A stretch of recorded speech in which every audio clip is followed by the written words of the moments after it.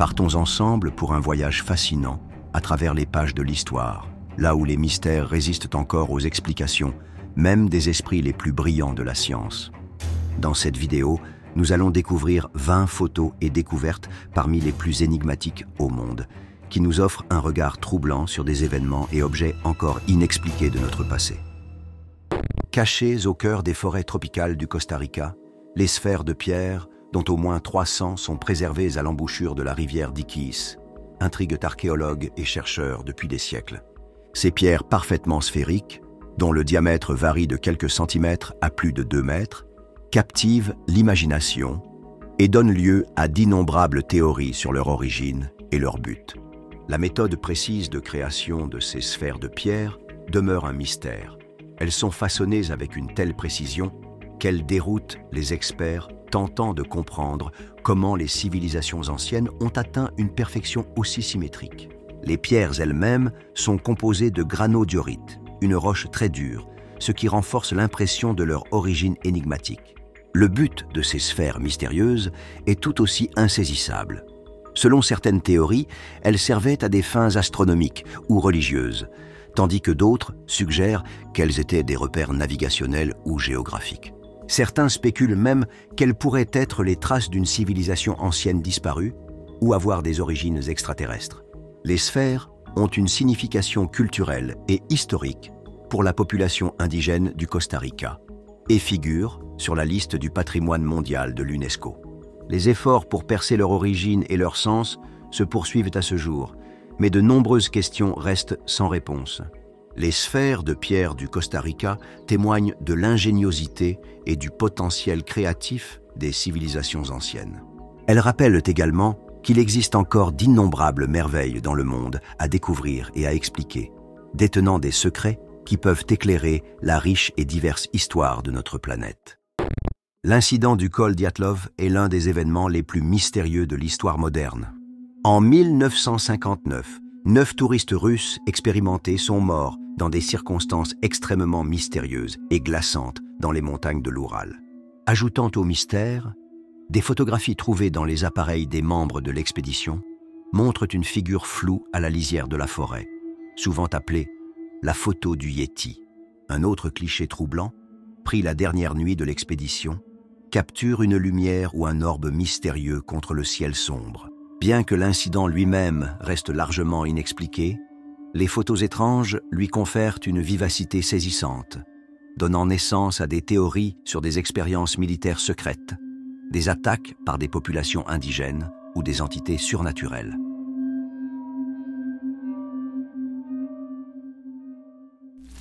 Peut-être la preuve la plus célèbre et débattue des cryptides, le film de Patterson-Gimlin est un court-métrage censé capturer Bigfoot en réalité.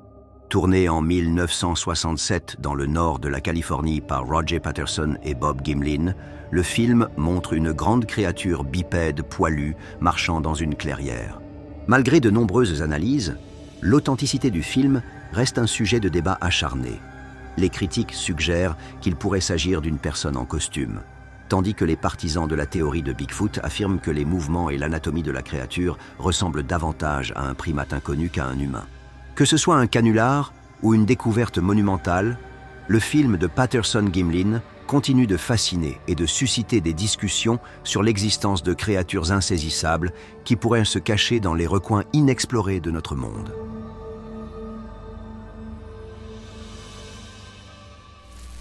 En archéologie, des objets sont souvent découverts qui défient toute explication logique et soulèvent de nombreuses questions.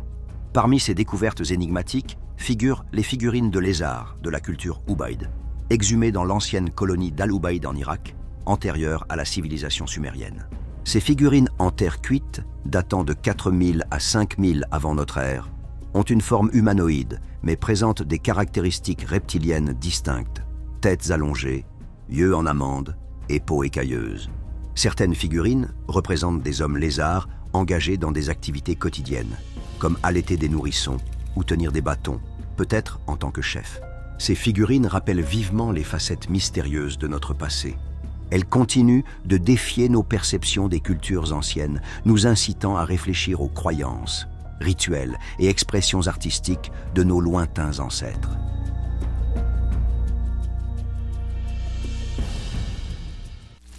Sur les plaines arides du désert du Namib en Namibie, scientifiques et touristes s'émerveillent devant un phénomène naturel inhabituel connu sous le nom de cercle de fées. Il consiste en des plaques rondes de terre stérile entourées d'herbes basses, formant un motif en nid d'abeilles vu d'en haut. Le diamètre de ces cercles varie de quelques mètres à plusieurs dizaines de mètres, et ils s'étendent sur de vastes zones à travers la Namibie. Les mythes locaux attribuent ces cercles à une intervention divine ou à leurs empreintes, mais les versions scientifiques expliquent leur apparition par diverses causes, allant des termites et de la compétition végétale aux fuites de gaz et même à la radioactivité. Malgré toutes ces théories, la raison définitive de leur apparition reste inconnue. Les cercles magiques de Namibie continuent de provoquer des débats scientifiques et la curiosité publique, illustrant les mystères enchanteurs que la nature cache souvent aux regards indiscrets.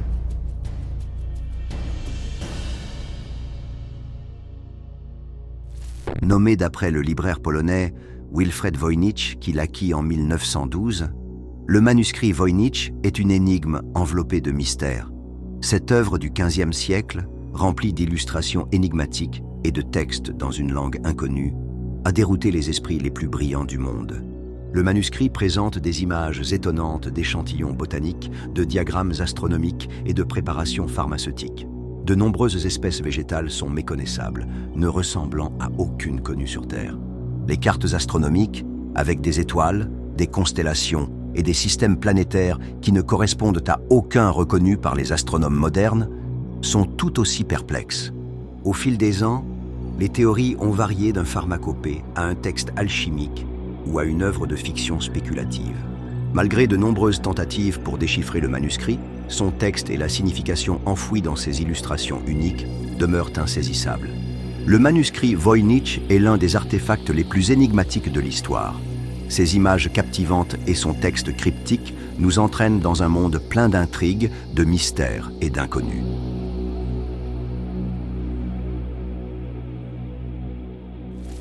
Le monde des histoires insondables ne se limite pas à la Terre. La mer abrite également de nombreux mystères. L'un d'eux est le monstre marin de l'île Hook, capturé dans une photographie prise en 1964 par le Français Robert Le Sérec, alors qu'il passait des vacances avec sa famille en Australie. La photo montre une créature massive, ressemblant à un tétard, estimé à 20 à 25 mètres de long, rôdant dans les eaux peu profondes de la baie de Stonehaven, sur l'île Hook. Dans l'image, une énorme figure sombre, avec une tête et des yeux clairement distinguables et un corps sinueux est visible sous l'eau. Beaucoup ont spéculé qu'il pourrait s'agir d'un reptile marin préhistorique survivant, semblable à un plésiosaure ou d'une espèce géante inconnue d'anguille ou de raie. D'autres ont suggéré qu'il pourrait s'agir d'un canular soigneusement conçu, peut-être en utilisant une feuille de plastique lestée arrangée pour ressembler à un monstre marin. Malgré un scepticisme persistant, la photographie a capturé l'imagination du public pendant des décennies. Le monstre marin de l'île Hook reste un mystère maritime durable et un épisode fascinant dans l'histoire de la cryptozoologie.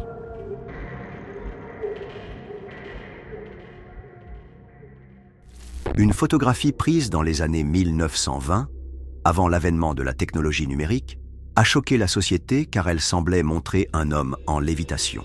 L'image capture Colin Evans, un médium spiritualiste qui organisait des séances dans l'obscurité, illuminant occasionnellement la scène avec un appareil photo à flash. Dans la photo, Evans est suspendu en l'air, entouré de spectateurs qui le regardent avec stupéfaction. Les critiques soutiennent que la photographie est mise en scène, peut-être avec l'utilisation de supports ou de fils cachés. Les partisans, en revanche, considèrent la photographie comme une preuve des capacités spirituelles d'Evans. La lévitation de Colin Evans sert de rappel historique de la fascination de l'humanité pour le surnaturel et des efforts déployés pour prouver de tels phénomènes. Quelle que soit l'opinion sur l'authenticité de l'image, elle reste un élément intrigant de l'histoire inexpliquée.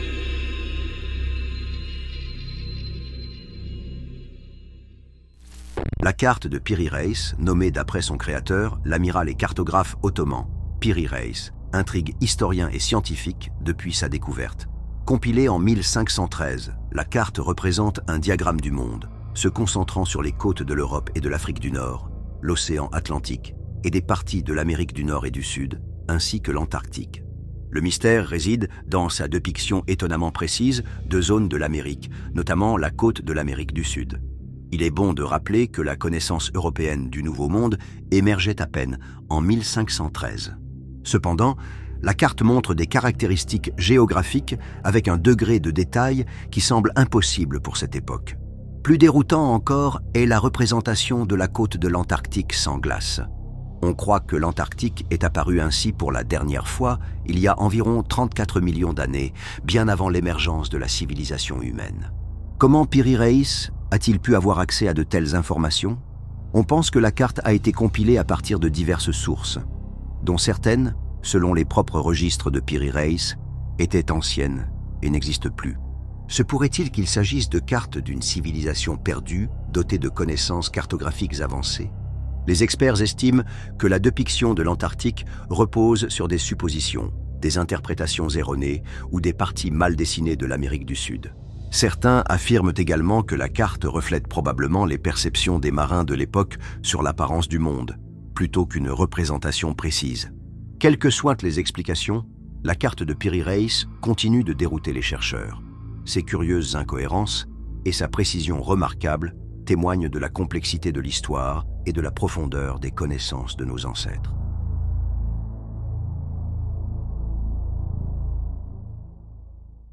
Les lignes de Nazca, grands géoglyphes créés par la culture ancienne de Nazca au Pérou, continuent d'inspirer une admiration et une curiosité sans fin. L'intrigue grandit lorsqu'on les observe depuis les airs, d'où l'on peut voir divers dessins, y compris des animaux, des plantes et des formes géométriques gravées sur la surface du désert.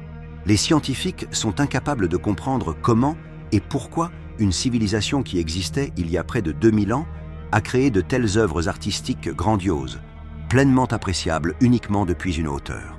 De plus, depuis une hauteur qui semblerait impossible à atteindre pour le peuple Nazca. Certaines théories pointent vers un but religieux ou astronomique pour les lignes de Nazca, suggérant qu'elles servaient de gigantesques observatoires ou de cartes des sources d'eau souterraines. D'autres proposent que les lignes faisaient partie de rituels complexes pour invoquer l'eau. Cependant, ces théories n'expliquent pas pleinement l'échelle et la précision des lignes, ni les raisons des symboles spécifiques choisis. En outre, elles n'expliquent pas comment la culture Nazca a réussi à maintenir la perspective nécessaire pour créer des images aussi précises à une si grande échelle. Les interprétations des lignes de Nazca, allant de pistes d'atterrissage extraterrestres à des calendriers astronomiques géants, sont aussi variées que les dessins eux-mêmes. Mais la réalité est que ces incroyables géoglyphes, mieux vus depuis un point de vue que les Nazca ne pouvaient atteindre, restent un mystère non résolu de l'histoire humaine.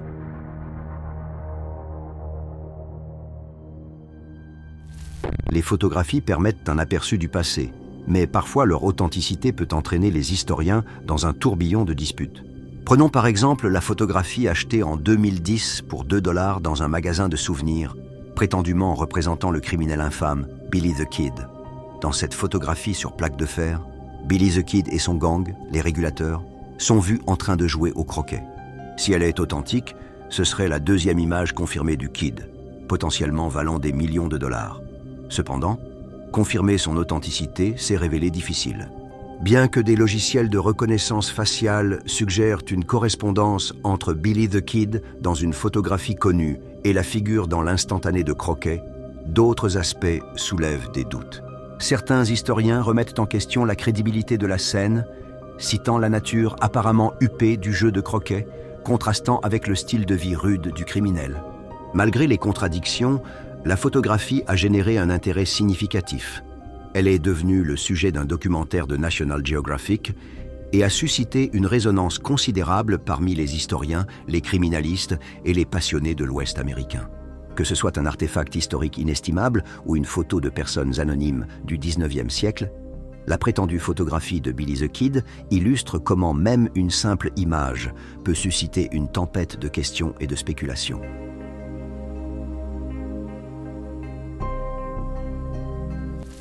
En 1911, une photographie fut prise qui provoquerait plus tard une multitude de débats et de spéculations.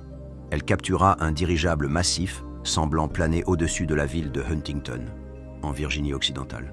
Cependant, ce qui déroute vraiment est le fait que la construction du dirigeable semble assez avancée pour son époque, et son existence n'est confirmée par aucun document autre que cette photographie. Le dirigeable sur l'image a une forme profilée, plusieurs hélices, et semble capable de transporter un nombre significatif de passagers, ce qui diffère grandement des dirigeables primitifs et des ballons de petite capacité largement utilisés au début du XXe siècle. De plus, il précède la création du premier dirigeable de type Zeppelin aux États-Unis de plusieurs années. Il existe de nombreuses théories tentant d'expliquer cette image. Certains croient qu'il s'agit d'une invention high-tech d'un inventeur inconnu et talentueux qui était clairement en avance sur son temps. D'autres suggèrent que c'est un canular ou un Photoshop ancien. Cependant, aucun signe de falsification n'a été trouvé dans la photographie et l'identité du photographe ainsi que ses motifs restent inconnus. Malgré toutes les spéculations, la photographie du dirigeable de 1911 reste une découverte historique qui défie une explication simple. Elle demeure une allusion tentante à un mystère encore à résoudre et une excursion fascinante dans l'histoire du développement de l'aviation.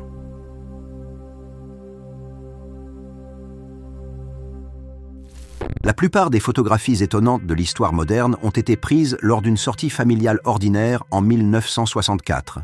Jim Templeton, un pompier de Carlisle, photographia sa fille dans un champ près de Solway Firth. Lorsque la photographie fut développée, une figure inattendue apparut en arrière-plan, ressemblant à un astronaute. Apparemment, il s'agissait d'une grande personne en vêtements blancs, avec un casque ou une visière, debout dos à l'appareil. Templeton insiste sur le fait que personne d'autre n'était présent au moment de la prise de vue.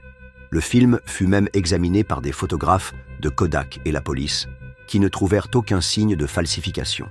Les experts ont suggéré que l'astronaute était en réalité la femme de Templeton, qui s'était accidentellement retrouvée dans le cadre. Sa robe bleue, surexposée, apparaissant blanche sur la photographie. Le casque pourrait avoir été ses cheveux, et la supposée visière, une ombre de ses cheveux sur son visage. Malgré ces explications bien fondées, la photographie continue de stimuler l'imagination. Elle a été le sujet de nombreuses émissions télévisées et documentaires, engendrant des spéculations sur des extraterrestres, des voyageurs temporels et des êtres interdimensionnels. Le mystère de l'astronaute de Solway Firth reste un fragment emblématique de l'histoire inexpliquée.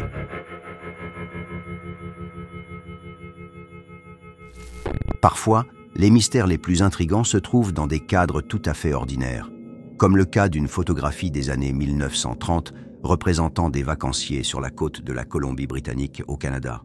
Parmi les tenues de plage typiques de l'époque, une personne se démarque, menant au mystère du voyage dans le temps.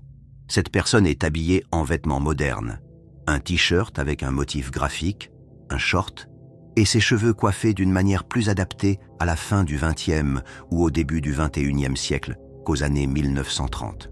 Cela a conduit à des théories selon lesquelles l'individu serait un voyageur temporel. Cependant, les experts offrent une explication plus terre-à-terre. On pense que le t-shirt moderne est un pull avec des manches retroussées et le short simplement un pantalon roulé, tout à fait plausible pour une journée chaude à la plage. La coiffure moderne pourrait aussi résulter du vent ou de cheveux mouillés. Néanmoins, la photographie continue de susciter débats et spéculations. Malgré des explications logiques possibles, ce voyageur temporel conserve une aura de mystère. Qu'il s'agisse ou non d'un vrai voyageur temporel, l'image continue de défier notre compréhension de l'histoire.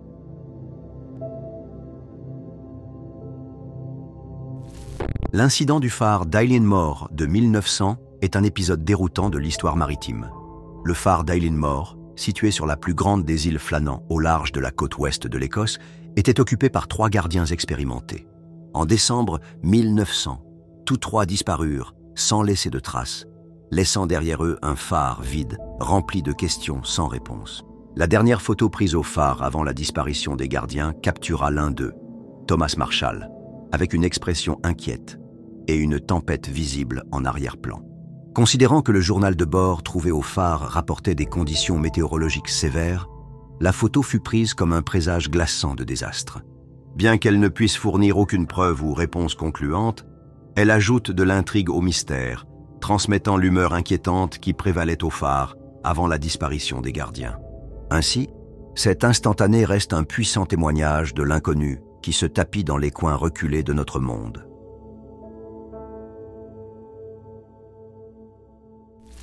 En 2010, une photographie intrigante de 1941 fut découverte, capturant l'ouverture du pont Gold en Colombie-Britannique. La foule assistant à l'événement ressemblait largement à ce qu'on pourrait attendre pour l'époque. Cependant, au milieu de la foule, un homme se démarquait, surnommé l'hipster voyageur temporel. L'homme porte des vêtements modernes, un t-shirt avec un logo et une impression, un sweat à capuche ou un pull, des lunettes de soleil, tout cela ne correspondant clairement pas au contexte de 1941. De plus, il semble tenir un appareil photo moderne, ajoutant au mystère. Les experts ont offert des explications raisonnables. Par exemple, les lunettes de soleil n'étaient pas entièrement uniques à cette époque. Le logo sur le t-shirt de l'homme pourrait être un pull de l'équipe de hockey des Montreal Maroons, qui existait dans les années 90. Quant à l'appareil photo, il pourrait s'agir d'un modèle pliable de poche Kodak, bien que rare, déjà existant à cette époque. Cependant, malgré toutes ces explications, aucune n'a entièrement dissipé l'impression étrange d'incongruité que la figure dégage. Les débats sur l'identité et l'origine de cette personne ont suscité des discussions animées dans les cercles scientifiques et sur Internet, menant même à des théories sur le voyage dans le temps. L'hipster voyageur temporel reste un mystère, une anomalie fantasque dans une photographie historique. Qui est-il? Un voyageur temporel? Un individu extraordinaire ou simplement une illusion optique? Le mystère de cet homme continue de captiver et de nous dérouter.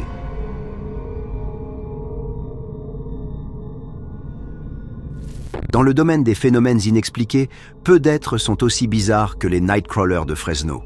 Ces créatures sont apparues pour la première fois sur des images de surveillance à Fresno, en Californie, à la fin des années 2000.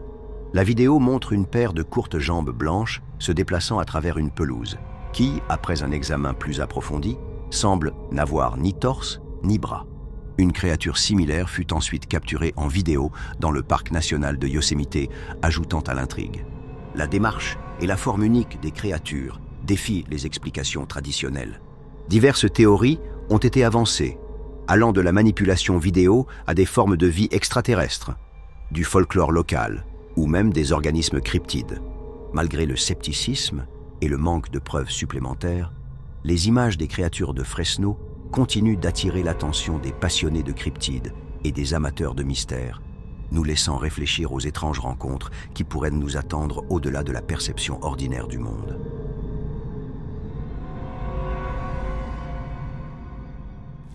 En 1889, des ouvriers creusant un puits d'eau à Nampa, Idaho, découvrirent une petite figurine d'argile à une profondeur d'environ 90 mètres. Cet artefact, connu sous le nom de figurine de Nampa, représente une forme féminine et semble être fabriquée par l'homme. Les scientifiques sont perplexes face à la profondeur à laquelle elle fut trouvée, correspondant à des couches géologiques vieilles d'environ 2 millions d'années, bien avant l'apparition des humains dans cette région.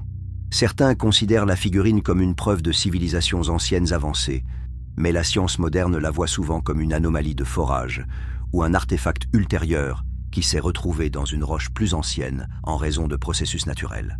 La figurine de Nampa reste un mystère intrigant dans les cercles archéologiques. Un thème récurrent dans le domaine de l'inexpliqué est la présence d'objets anachroniques dans des œuvres d'art historiques. Un exemple frappant est la peinture du XVe siècle Madone avec Saint Giovannino, attribuée à l'artiste italien Domenico Ghirlandaio. Le mystère ne réside pas dans le sujet principal de la peinture, mais dans un élément inhabituel en arrière-plan. Sur la toile, nous voyons la Vierge Marie avec l'enfant Jean-Baptiste. Au-dessus de son épaule gauche, un objet lumineux étrange est visible dans le ciel, observé par un homme et son chien. L'homme semble protéger ses yeux, indiquant peut-être la luminosité de l'objet. Sa forme et sa lueur ont conduit certains observateurs à suggérer qu'il représente un objet volant non identifié, considéré comme une preuve historique potentielle de vie extraterrestre. De plus, des rayons de lumière émanent de l'objet, renforçant sa nature surnaturelle. Les experts affirment que l'objet représente une incarnation divine, peut-être un ange ou le Saint-Esprit, motif courant dans l'art religieux de cette époque. D'autres suggèrent qu'il pourrait s'agir de l'étoile de Bethléem ou d'un signe miraculeux dans le ciel. Malgré ces interprétations, la signification précise et l'importance de l'objet étrange dans la peinture demeurent inconnues. Madone avec Saint Giovannino est un exemple frappant des mystères et débats associés à l'interprétation des œuvres artistiques historiques, surtout lorsqu'elles dépeignent des objets qui semblent bien en avance sur leur temps.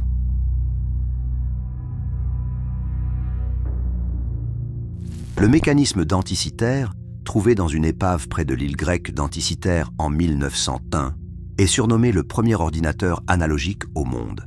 Cet ancien dispositif grec, daté d'environ le 1er ou le 2e siècle avant notre ère, se compose d'une série d'engrenages complexes et d'inscriptions.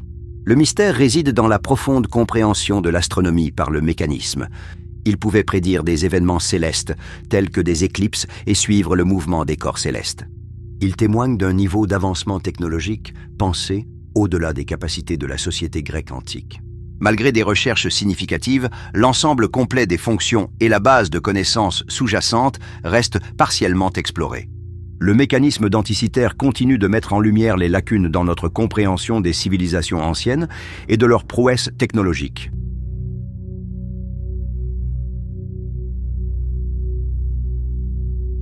Cette photo troublante montrerait, selon certaines sources, une scène prise en 1849. On y voit des silhouettes humaines flottant dans une ville brumeuse. L'image, à l'ambiance dystopique, fascine autant qu'elle dérange. Son origine reste introuvable, laissant planer le doute. Chef-d'œuvre oublié ou habile trucage? Dites-le nous en commentaire.